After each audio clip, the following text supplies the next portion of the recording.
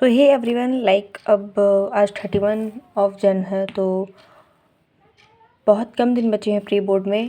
So I decided to make a strategy and schedule for myself. तो ये प्रश्न दिमाग में अभी भी आ रहा है, मेरे भी और कुछ बच्चे को भी आ रहा होगा कि क्या अभी भी 90% पॉसिबल है। डेफिनेटली पॉसिबल है, ये मैं नहीं कह रही, काफ़ी एक्सपीरियंस टीचर कह रहे हैं, काफ़ी सारे लोग कह रहे हैं। So we have to believe on that fact. So let's start. So मैंने यहाँ पे काफ़ी ज़्यादा चीज़ें बनाई हैं, लिटिल बिट लॉन्ग वीडियो हो सकती है, but this is my overall 20 days come back वाला सीन हो जाएगा इसमें। और 21 डेज़ में क्यों 20 डेज़ क्यों बोले, 21 डेज़ में 20 डेज़ इसलिए बोल रही हूँ क्योंकि मैं फ़िज़िकल एजुकेशन नहीं ली हूँ, मैं हिंदी ली हूँ, तो मुझे मिल जाएगा 20 डेज़। वैसे भी ओवरऑल मैं बताऊँ तो मैं 5 डेज़ का ओनली फिजिक्स का ही ली हूँ, तो उसको बाद में डिस्कस करेंगे। फर्स्टली मैं बताती हूँ कि ईच एंड एवरी सब्जेक्ट का मैंने क्या बनाया है। सो let's start with physics. Physics से पहले मैंने वैसे ही बनाया, physics chemistry maths Hindi English Hindi. Okay, so for physics मैंने क्या बोला है, सबसे पहले कॉन्सेप्ट पढ़ लेंगे। आई नो कॉन्सेप्ट मैंने पढ़े हैं काफ़ी बार, हर सब्जेक्ट ऐसे कोई चैप्टर नहीं जिसका मुझे कॉन्सेप्ट नहीं आता, या फिर वो अलग बात है कि मैं भूल गई हूँ या फिर मुझे रिवीजन करने की आवश्यकता है, that's other matter.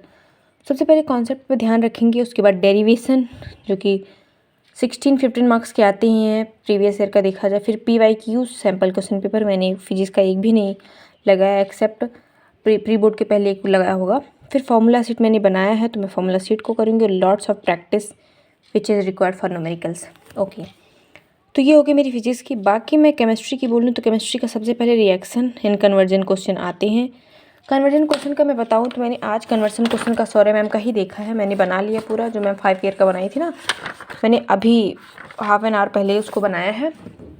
If you guys want तो मैं ज़रूर उसको अपलोड कर दूँगी। बाकी PYQs sample question paper NCERT, मैंने NCERT बिलीव नहीं करोगी, 1-2 चैप्टर के पढ़े होंगे, बाकी सारे चैप्टर के नहीं पढ़े हैं, तो मुझे उस चीज़ को प्रायोरिटी देना पड़ेगा, क्योंकि मैं देख रही हूँ NCERT से बहुत सारे डायरेक्ट क्वेश्चन आ रहे हैं, इंडेक्स के हो गए, एक्सरसाइज वाले।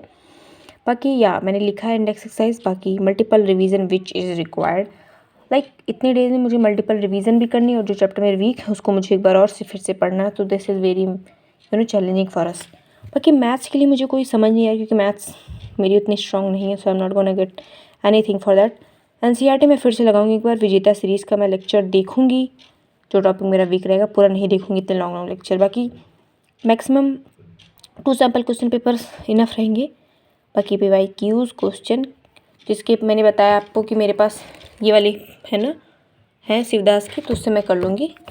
बाकी मैं इंग्लिश की बोलूँ तो इंग्लिश हिंदी को बिल्कुल भी हल्के में नहीं लेना है, क्योंकि ये दोनों चैप्टर अगर अच्छे स्कोर कर लिए तो मेरे पास परसेंट लाने में ज़्यादा प्रॉब्लम नहीं होगी। मैं हाफ लिस्ट ले रही हूँ क्योंकि मैं दौड़ के आई हूँ अभी को, so little bit so let's ignore. तो इंग्लिश के लिए मैं बोल रही हूँ कि एक बार NCERT रीडिंग हो जानी चाहिए, क्योंकि अगर मैं उसको देखूँ तो आप देखिए इंग्लिश में ज़्यादा गैप नहीं है, देख सकते हैं। ओके, सो रीडिंग विजेता सीरीज़ का मैं 1 चैप्टर डेली देखती हूँ, प्रोज का हो गया या फिर वो हो गया। उसके बाद NCERT रीडिंग तो नहीं कर पा रही हूँ उससे फिलहाल, बाकी करने की कोशिश पूरी होगी। 2 सैम्पल क्वेश्चन मैंने सॉल्व कर चुके हैं, तो उस पर टिक लगाएंगे, मैंने इसे दिखाया भी होगा आप लोग को।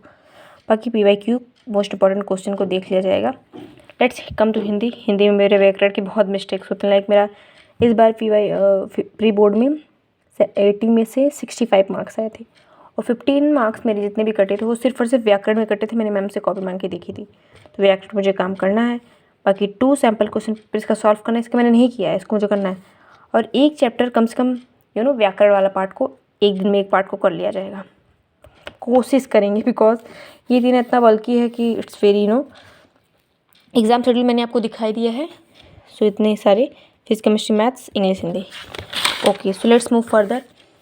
So this is the main, इसको कोप अप करना it's very difficult for me, but मैंने बनाया है और मैं इसको फॉलो करूँगी। तो ओके, 1 to 20 Feb का मैंने बना दिया है, 15 Feb तक ही सब चलेगा इतना जो है।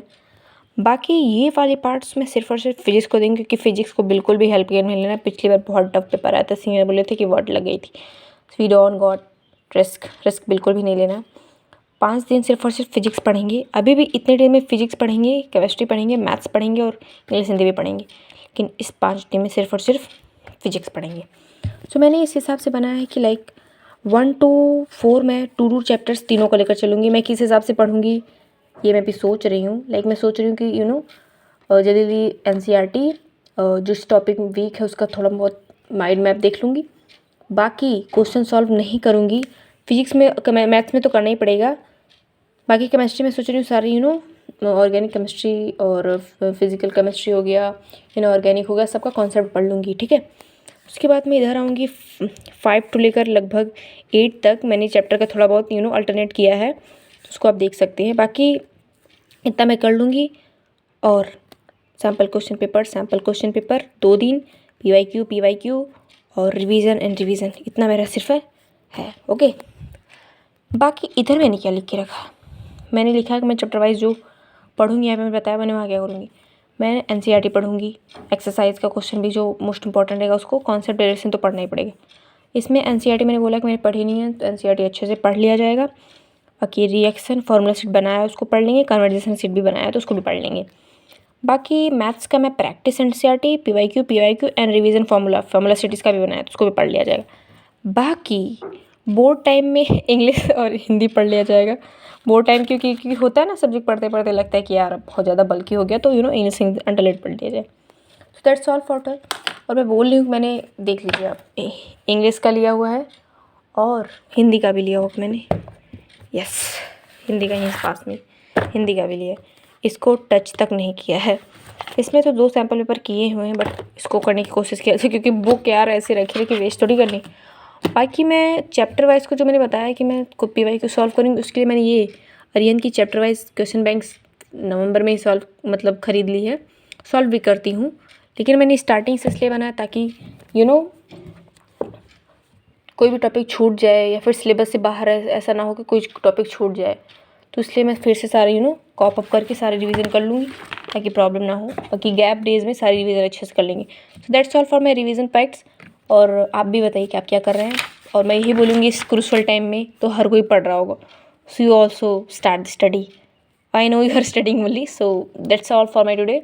Thank you for watching. Let's be study buddies.